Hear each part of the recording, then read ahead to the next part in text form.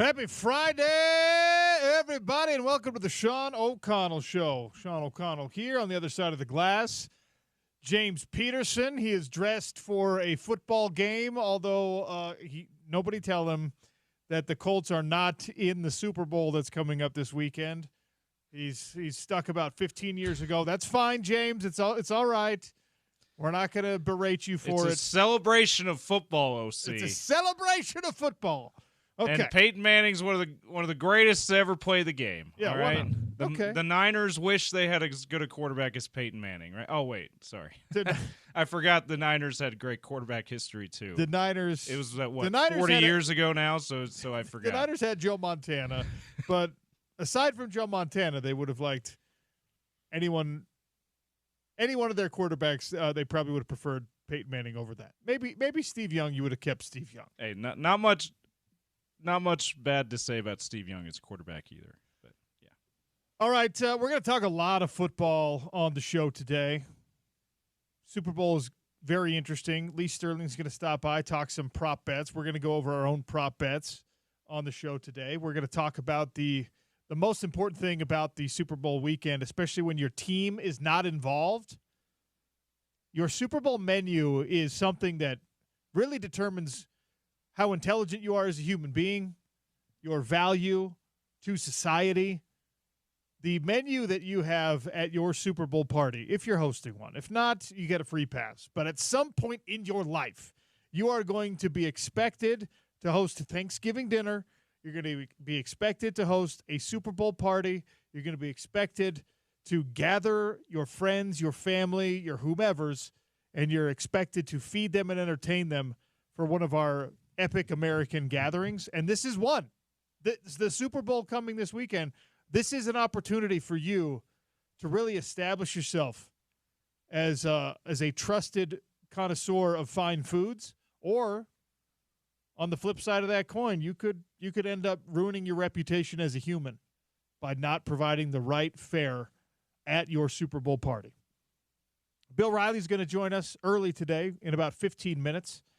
Lots to talk about with the Runnin' Utes with him, and of course we'll get his thoughts on the Super Bowl as well, because he is a tried and true and authentic Kansas City Chiefs fan from childhood on, and it's an opportunity for his favorite franchise to go back to back and make NFL history.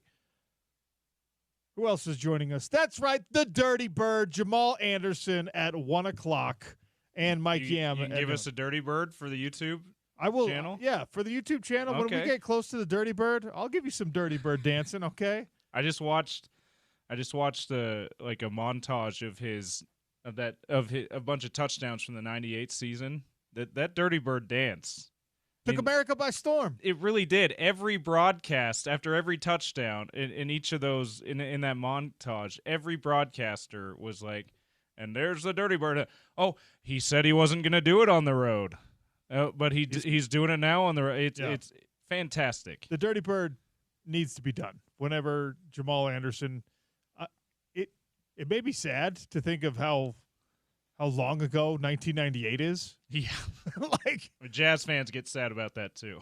But anyway, the Dirty Bird will join us at 1 o'clock. We'll air our grievances today so that you head into Super Bowl weekend free of the emotional burden that comes with carrying a grievance in your heart.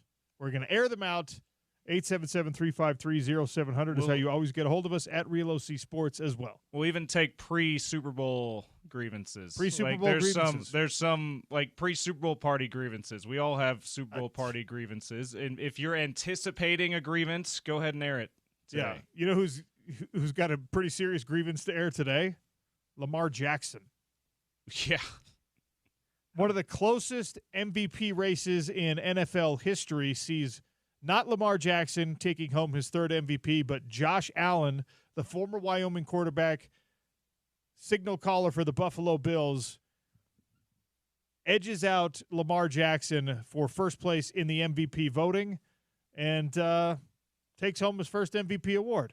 Feel-good story for Josh Allen, not as much for Lamar Jackson. If you're Lamar Jackson, you're calling up Mark Andrews today, and you're going, hey, I know that we said we're all behind you and that drop, any one of us should have made that play, could have made that play. You screwed me, Mark Andrews. He's giving him a bleep you. It's your fault.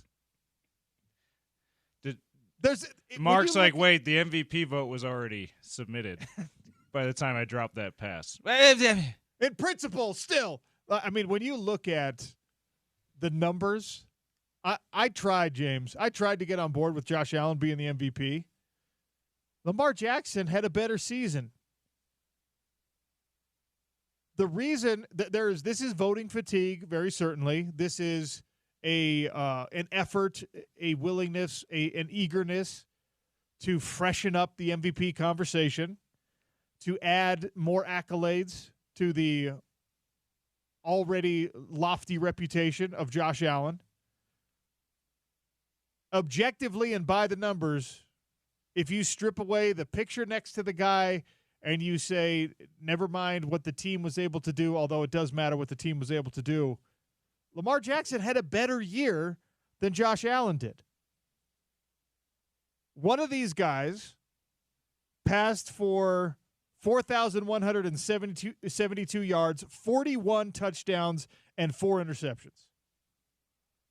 It was not Josh Allen, spoiler alert, although he had a great year, 3,700 yards, 28 touchdowns, and 6 interceptions.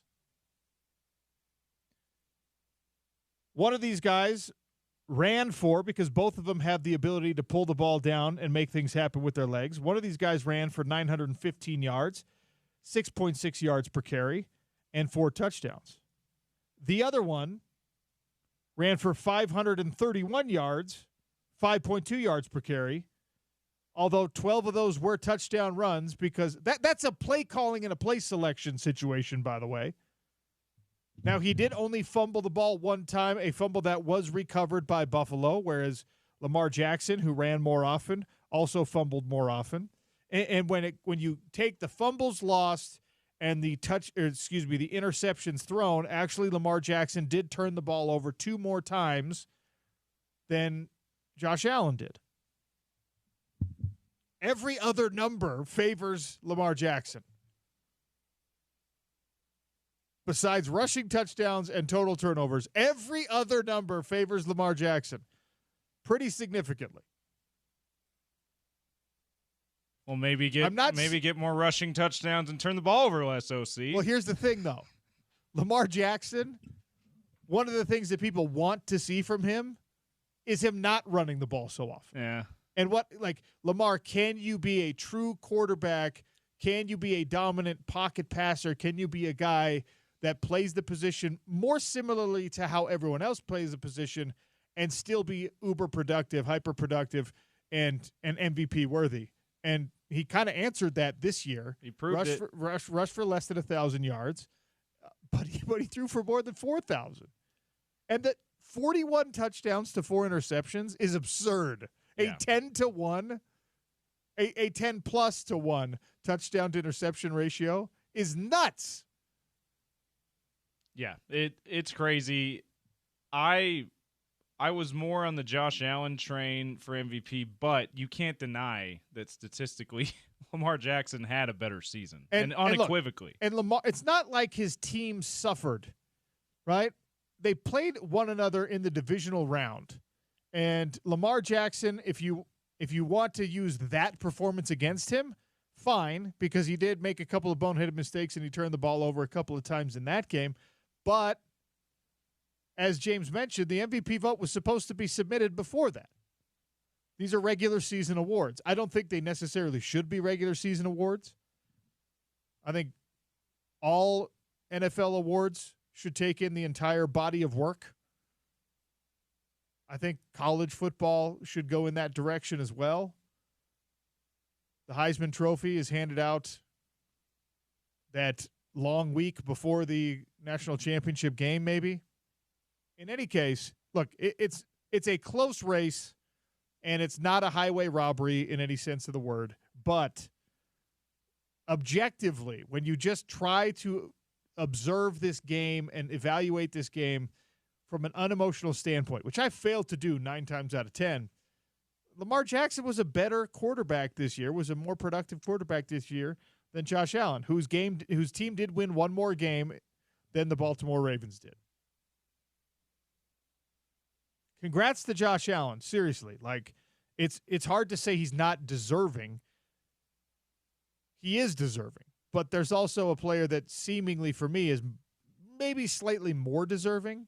And so it's fair, I think, for people in Baltimore to feel like this is a bit controversial. The other thing that I do not like about this at all, that I especially detest about this, and I wish it wasn't part of the conversation. I desperately wish it was not part of the conversation, but it is.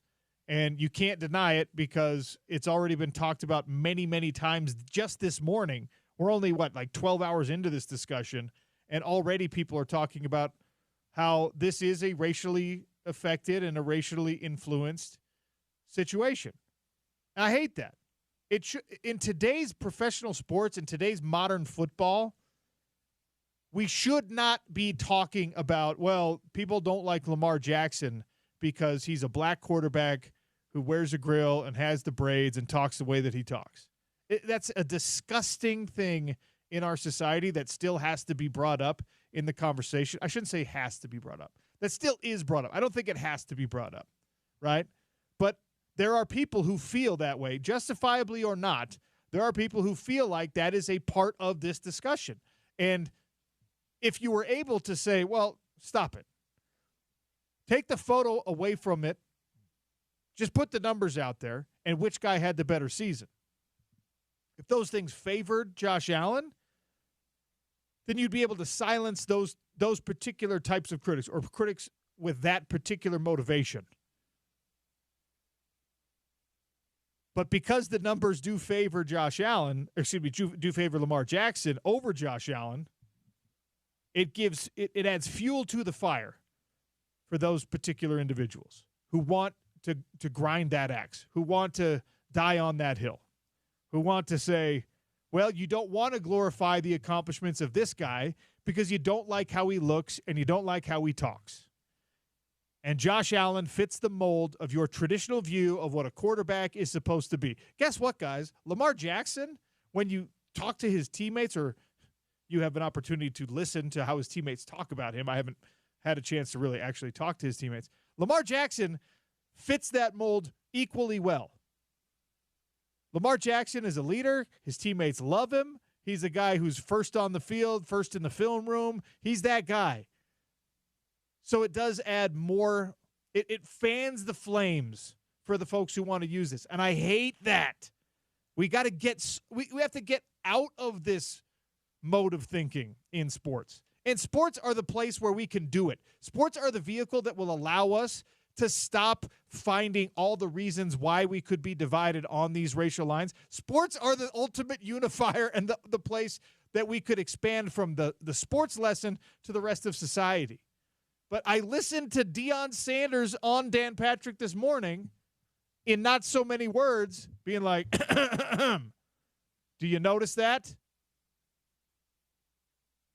And I know that's a place where he's not shy about making or generating commentary or sparking commentary. Coach Prime often likes to point out the differentiations when it comes to race.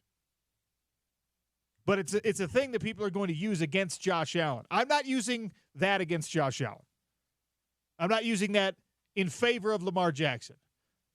I'm looking at the numbers, and the numbers themselves favor Lamar Jackson, I think.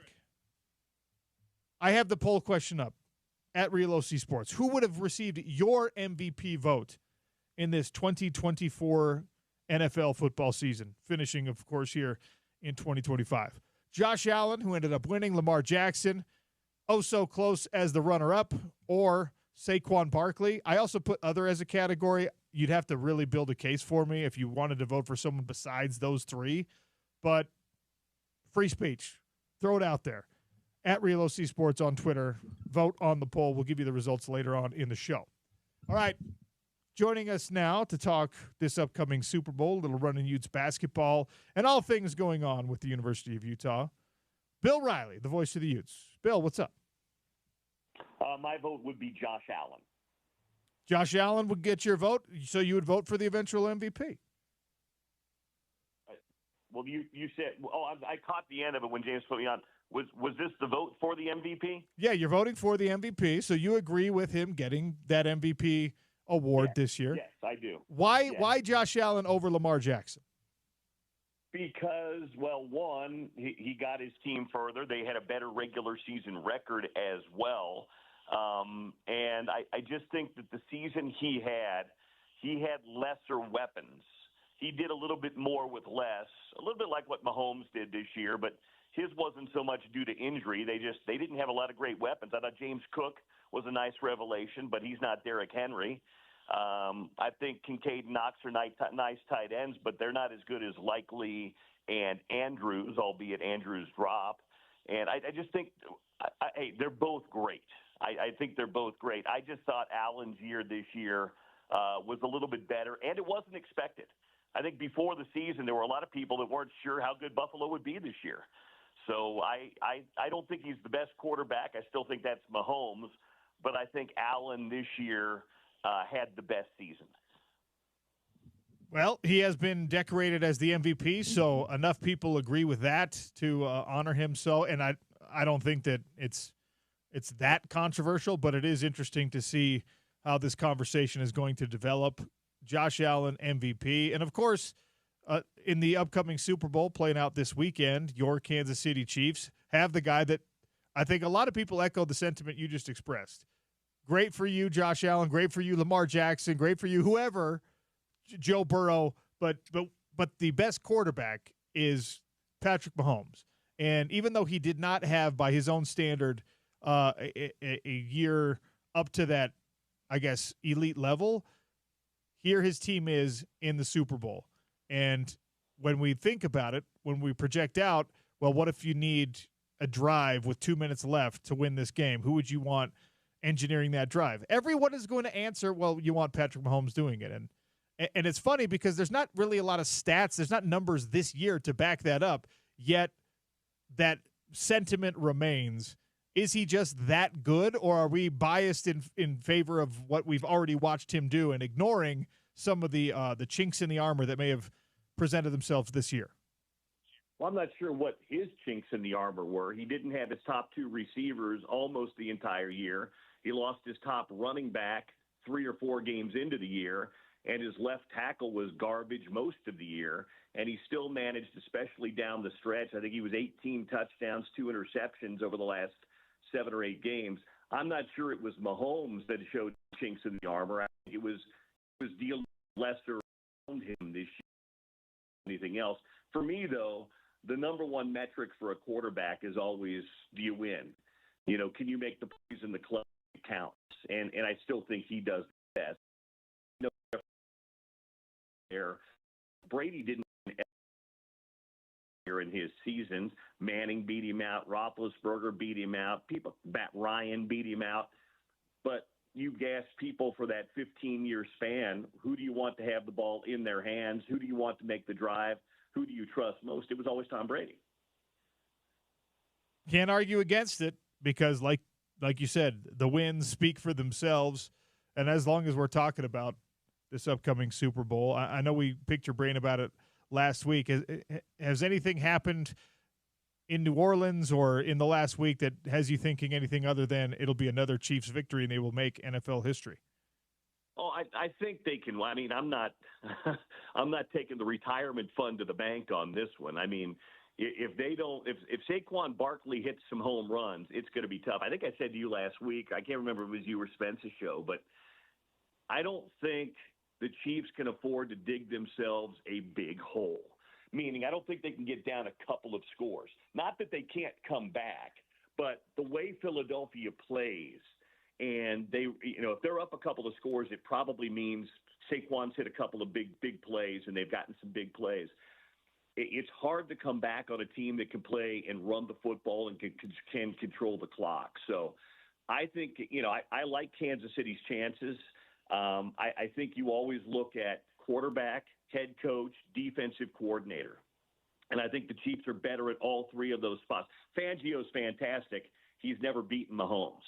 Spagnuolo's the best big game defensive coordinator in NFL history. Andy Reid, Nick Sirianni, okay. And Patrick Mahomes, Jalen Hurts is a fine quarterback. But he's not even one of the top 5 or 6 quarterbacks in the NFL. And Patrick Mahomes, we know what he is. So, yeah, I know others will play the role, but if I'm looking at it, I think those are always the 3 key positions you look at, and that's where I'm gonna lean. I think it'll be a close game. I think it's somewhere within 7 to 8 points.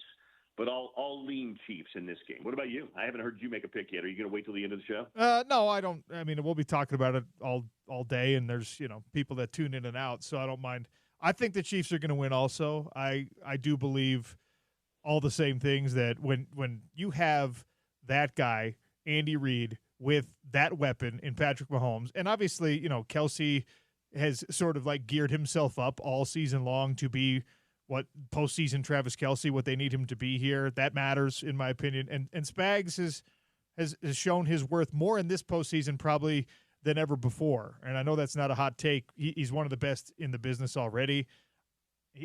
I feel like that could be a big-time problem for Philadelphia, and very specifically for Jalen Hurts, who doesn't have the same ability that Patrick Mahomes has, although he's underrated in my opinion. I'm higher on Jalen Hurts than a lot of people are. I think Spags is going to make his life pretty miserable in this game. I'm with you. I think it's going to be a close game. But in situational football, which close games have a lot of situational football, nobody's better than the Kansas City Chiefs for all the reasons that you laid out. So I think they end up winning, and we get to watch 3 in a row. I'll say this.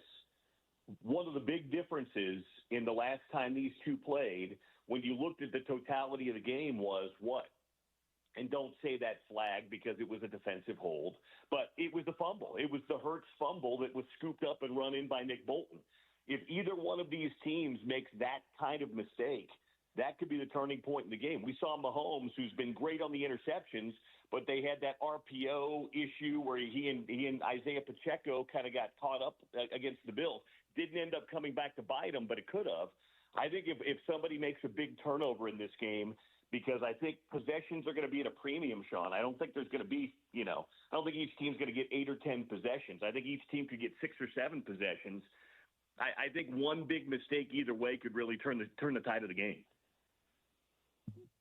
Bill Riley, my guest, voice of the Utes, also big fan of the Chiefs. So we're talking a little Super Bowl with him.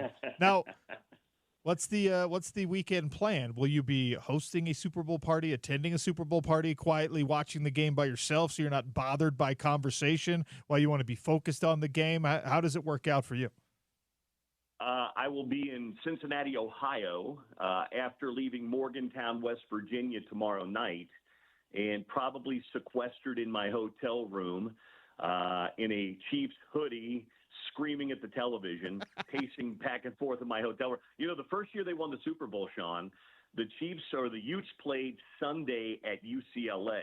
It was an early afternoon game at UCLA, and there were flights back that night. I ended up staying at the Long Beach Marriott by myself when the team flew back because the flight was in the air at the time of the game. And so I sat in my hotel room by myself in the Long Beach Marriott and watched the Chiefs win their first Super Bowl since 3 months before I was born. It's the life of a play-by-play man on the road. That's pretty incredible stuff. All right, let's talk about that part of your life and that part of your job.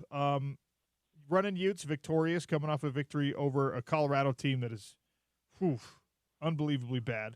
And like you said, up next, a road trip to West Virginia and to Cincinnati. First of all, I mean, these are different type of road trips than you had in the Pac-12 footprint.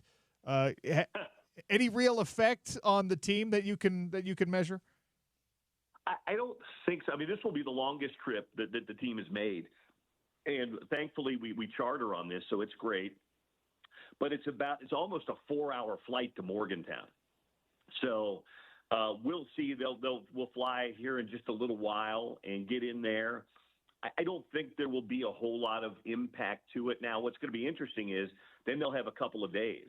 They'll have almost 3 days. They'll have Saturday night, Sunday, Monday, and then they'll play Tuesday in Cincinnati. So then they'll have a little bit of downtime in Cincinnati to see how that plays on them. But I haven't seen it yet, but you're right. This is not the old play Thursday in Westwood and then drive crosstown Saturday and play downtown in L.A. or play Thursday night in Palo Alto and play Saturday afternoon in Berkeley. This is a little bit different than that. Are you a Skyline chili guy when you go on these Cincinnati trips? Absolutely. My mom and dad are from Cincinnati, so I've had Skyline chili just about my entire life. And I know it's an acquired taste, but I like it. I'm a fan of it. Have you had it? I've only had it once, and I liked it. I don't understand the debate around it. It's just, I mean, chili is a hard thing to screw up for me. Chili's like pizza. Yeah. Like, it's hard to have really bad chili. So I enjoyed Skyline chili. I'm fine with it. No, it's all kinds of, yeah. There's some pizza I like better than others. There's some chili I like better than others, but I like Skyline chili. But again, like I said, I've had it my whole life. So it's kind of ingrained in me. All right, so these are winnable games on the road, West Virginia and Cincinnati. This team has yet to find like real consistency, build a lot of momentum, a long win streak. This is the time of year where you want to start doing it as tournament time approaches, conference tournament time, and it's going to be heavy lifting for them to make an NCAA tournament. But the postseason looms one way or another. Is this team rounding into form starting on this road trip? Well, I think they have to. I wouldn't say they're rounding into form yet, Sean, because it's a win, it's a loss, it's a win, it's a loss. You know what I mean? But if you look at the Big 12 standings right now, they're pretty much smack dab right in the middle. They're 5 and 6 in the Big 12. They're tied with TCU, Kansas State, West Virginia. Baylor and BYU are one game better. UCF's one game worse. There's an elite branch in the Big 12. Houston, Arizona, Texas Tech, Iowa State, Kansas. Those 5 are probably the elite 5. But then BYU, Baylor, TCU, Utah, Kansas State, West Virginia, UCF, they're all kind of in that same mix. And you're right, West Virginia has one of the best players in the league. Javon Small is his name. He is outstanding. However, their second best player, the coach's son, who came from Drake to West Virginia with his dad, is out for the year. And his name is DeVries, and he was terrific. West Virginia is only playing about 6 or 7 guys right now. Now, the small kid is really good. But after that, so if Utah can limit him and not turn the ball over at a high rate, they'll have a chance. West Virginia's a tough place to play, too. And then they'll go back and play Cincinnati on Tuesday, a team they beat 2 weeks ago in Salt Lake. So are these games winnable? Absolutely. And Utah's won one on the road. They beat TCU, who's a good team, on the road. But they can't be their own worst enemy, if that makes sense. Craig Smith says it all the time. To win, you have to eliminate losing. And eliminating losing means don't turn it over 19 times. You know, don't take bad shots, make bad passes. Play hard defensively. That eliminates the losing and gives you a chance to win. Before I let you go, the way too early top 25s are out in college football, way too early All-American projections. And one ESPN list I saw has Spencer Fano as a first-team All-American tackle. That's a lot of pressure on a young man who obviously has the talent to live up to it. He was the highest graded tackle by Pro Football Focus in run blocking, and he only gave up, I think, a sack last year. Your thoughts on Spencer Fano as a bona fide All-America candidate for the Utes when we finally do get there sometime in August? I don't have any problem with it. He was an absolute monster this year. I'll tell you on the other side, too. Caleb Lomu is a beast. I really like what Utah did in investing in those offensive linemen and really creating a tough, physical offensive line for Devin Dampier and these running backs and all that stuff. But no, I think, again, these things are subjective. I don't know that people, when they vote for these things, really accurately take a look at it. But Pro Football Focus does, and they loved him as a right tackle. And he got a lot of hype, and rightfully so. But I'm just telling you, on the other side, I think you can have a pair of all-conference I don't know if they'll both make All-American. Sometimes it's kind of like the Heisman sometimes. To get an All-American nod, sometimes you've got, especially as a lineman, you got to have a little hype coming into the season.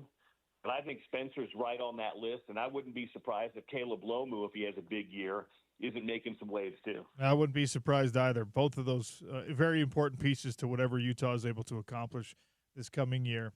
All right, you painted the picture for us of you're screaming at your TV, you're sequestered in your hotel room. What's on the Bill Riley solo Super Bowl menu since you're not throwing a party? Well, it might be a little Skyline chili, as you mentioned, maybe a couple of Conies. They've got a pizza place in Cincinnati called La Rosa's. very good pizza. For those that have traveled, there's a place called Montgomery Inn that has really good ribs, world-famous ribs. So maybe you do a little DoorDash and get a little Montgomery Inn ribs. And if I'm having an alcoholic beverage, perhaps I'm having a Hudipole or a Hudipole Light, a local Cincinnati beer, as I sit and scream at my way too small hotel room television, and hopefully the Chiefs are doing what I hope they can do. Oh, it's quite a visual. Just sitting on the edge of the bed, or maybe that uncomfortable corner chair in the in the hotel room. Enjoy that, Bill. But it looks like your Chiefs might be on their way to history. So if so, we'll be talking about it soon. Appreciate your time. All right. Thanks, Sean. Have a good weekend. Talk to you soon. Bill Riley, bona fide, dyed-in-the-wool Chiefs fan from childhood. Obviously grew up in Kansas. So he's not a bandwagon fan by any stretch of the imagination. Also a connoisseur of fine foods. His location is going to affect the Super Bowl menu for Bill. We got the questions coming on the @RealOCSports Twitter. The most essential accompaniments to chips, for example, the most essential beverage at your Super Bowl party. If there's a main dish, what does that have to look like? We're going to get into these Super Bowl menus, okay? It's important.